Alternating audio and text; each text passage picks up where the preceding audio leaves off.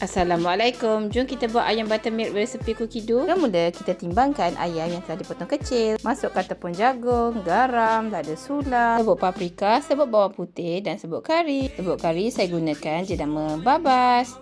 Kemudian kita gaulkan rata-rata dan ketepikan perapkan sekejap. Minyak dah panas, bolehlah kita gorengkan dengan api yang perlahan. Siap goreng, kita masukkan ke dalam bekal. Sambil-sambil tu, jom kita masak kuah dia. Isap bawang putih dan kautkan ke bawah. Masukkan butter, daun kari dan juga cili padi. Meskan selama 5 minit suhu 120.